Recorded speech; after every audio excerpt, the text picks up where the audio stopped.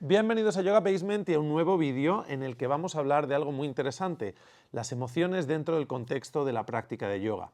Cómo esta práctica nos puede afectar de forma positiva a nivel emocional y cómo en ocasiones confundimos temas que tienen que ver con la espiritualidad con simplemente un reajuste a nivel de nuestro sistema nervioso y por lo tanto un ajuste, digámoslo así, en nuestras emociones.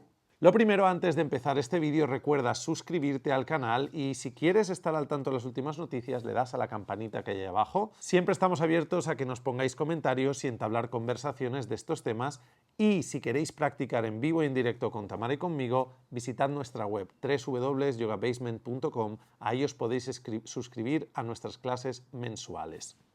Bien, vamos a ello, yoga y emociones. Entonces, ¿qué os parece si empezamos con un ejemplo?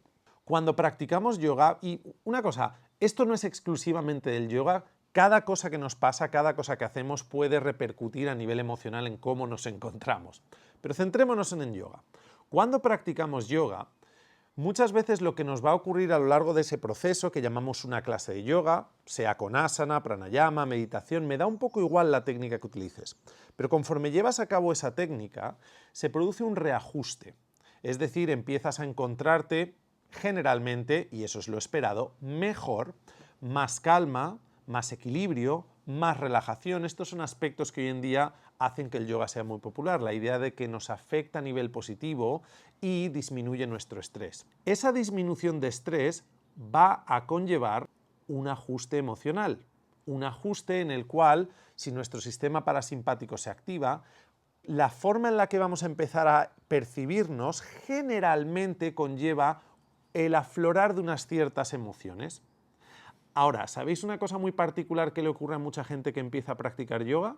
O que empieza básicamente a utilizar cualquier técnica que tenga que ver con relajación. Si estas emociones derivadas de un estado de más calma y más relajación son desconocidas, y diréis, ¿por qué coño van a ser desconocidas? Pues porque una persona que lidia con muchísimo estrés y que el status quo de su vida es ese constante estrés, ese constante fluir de emociones a lo mejor negativas, está lidiando con insomnio, con ansiedad, qué sé yo, múltiples condicionamientos que nos pueden ocurrir si tenemos una vida estresante, cuando nos empezamos a encontrar como generalmente nunca nos encontramos, es decir, relajado, ¿qué es esto de estar relajado? Una de las cosas muy divertidas que ocurre es que ante esa nueva experiencia de calma y relajación, las emociones que se manifiestan al principio son emociones como de duda y un cierto nerviosismo diciendo, ¿qué está pasando? ¿Qué es esto? Es agradable, pero no reconozco esta experiencia. Y aquí se produce muchas veces un ajuste que es necesario que sigamos practicando, es decir, que cualquier técnica que estemos implementando para relajarnos, la sigamos llevando a cabo durante un cierto periodo de tiempo para que esa experiencia que, digamos, da luz a nuevas emociones ligadas a la calma y a la relajación, empiece a reconocerse como algo normal, que nuestra mente empiece a decir, hey, esto es normal, ahora puedo incluso diferenciar entre qué es el estrés y qué es la calma. En resumen, que si estás todo el día estresado, estar relajado y en calma es algo que desconoces y muchas veces, digamos que te impresiona mucho y no sabes mantener esa calma. Por eso, una de las cosas fundamentales que suelo enseñar a mis alumnos es esta idea de calma y estabilidad. Son dos pilares fundamentales de la práctica. Cada vez que vamos a desarrollar una práctica de yoga, y sobre todo nos vamos a enfocar en el individuo, no simplemente en un grupo de personas, tenemos primero que generar una cierta calma y que luego esa calma se pueda digerir, es decir, que la persona empiece a entender qué es estar en calma y aprender ahora a poder observar distintas emociones, las emociones que suelo tener cuando estoy estresado frente a las emociones que suelo tener cuando estoy en calma. Generalmente nos daremos cuenta que las emociones ligadas a un estado de estrés no suelen ser muy agradables frente a emociones que aparecen en un estado de calma, que son mucho más agradables. Y el segundo estado es lo que llamamos la fase de estabilidad. Primero generamos calma y luego estabilidad. ¿Qué quiere decir eso? Que ahora la calma y las emociones ligadas a la calma queremos que se mantengan. Queremos una cierta estabilidad a la hora de sostener y contener esta experiencia de calma. ¿Por qué quieres esa estabilidad? Porque se va a empezar a tambalear cada vez que te tengas que enfrentar otra vez con situaciones de tu vida en las cuales se manifiesta estrés. Bien, pasemos a otro tema. Una de las cosas también muy interesantes es cómo nuestras emociones dentro de este contexto de yoga se pueden muchas veces ver entremezcladas con aspectos que tengan que ver con la espiritualidad. Ahora, la espiritualidad es algo súper ambiguo. Un día de estos haré un vídeo específicamente hablando de qué es la espiritualidad, pero así como resumen, en realidad tiene que ver con esta idea de una experiencia o realidad más allá del contexto de lo material o lo tangible. Esta es solo una de las definiciones que nos puede venir bien en yoga, pero a lo largo de la historia, religiones, filosofías, etc., han utilizado esta idea de espiritualidad para dar cabida a múltiples conceptos e ideas. ¿Qué ocurre? Que sobre todo cuando ya estamos en las partes de la práctica de yoga o utilizando técnicas en las que nos sumergimos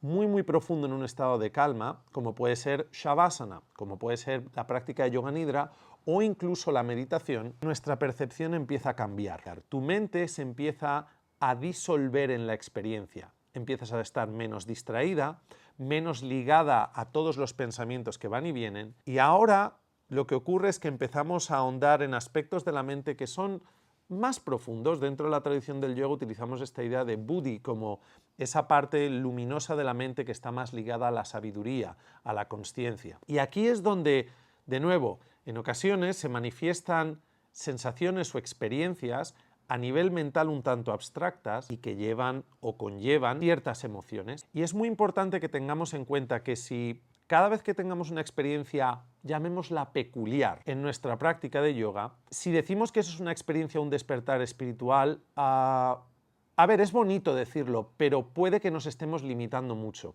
porque lo que va a ocurrir es que vamos a desarrollar un cierto apego a esas experiencias y sobre todo también cierto engrandecimiento de nuestro ego, como wow, he tenido esta experiencia y ahora la voy a contar y vi esto y sentí esto y lo otro. Lo mejor es que si tienes ese tipo de experiencias, automáticamente cuando sales de ellas, cuando terminas la práctica, vas a tener que lidiar con esa abstracción y eso va a generar emociones que pueden ser positivas, negativas, depende de la persona. Lo mejor es que reflexiones, que simplemente observes la experiencia que has tenido o incluso mientras la estás teniendo y que te distancies un poco, porque esta es una de las claves de lo que buscamos en la práctica de yoga. Esta idea de convertirnos en el observador.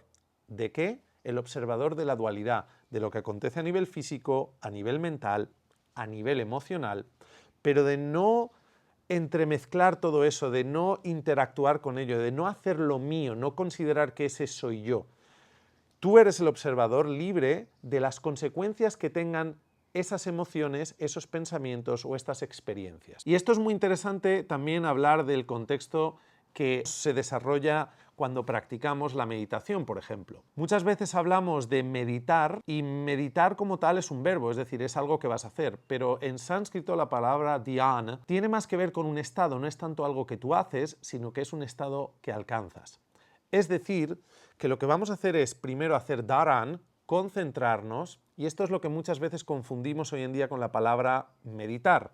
Meditar es un acto de concentración para llegar a un estado de meditación, en el cual básicamente ya no hay que forzarnos y concentrarnos porque estamos completamente ligados a aquello con lo que queremos conectar. Fijaos, esto suena muy abstracto, pero es que es lo mismo que el estrés a la inversa.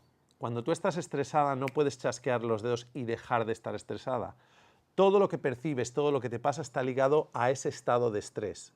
Y lo que buscamos básicamente con la práctica de yoga es generar el estado opuesto, un estado de meditación, de consciencia, de calma, de quietud, de observación. Y en ese estado, de nuevo, nuestras emociones cambian. Y ahora lo que nos va a ocurrir es que habremos alcanzado una capacidad de tomar decisiones acorde a esas emociones. Veremos que cuando estamos estresados percibimos el mundo de una forma y con unas emociones, cuando estamos en calma percibimos el mundo de otra forma y con otras emociones, y una vez que puedes comparar, generalmente vas a elegir aquello que te hace bien, que te hace estar feliz, en calma, y que aporta, digamos, un beneficio no solo a ti, sino a todo el mundo que te rodea. Ok, yogis, espero que os haya gustado esta breve introducción al yoga y las emociones. Nos vemos pronto en el próximo vídeo. Acordaos suscribiros. Me despido. Arión.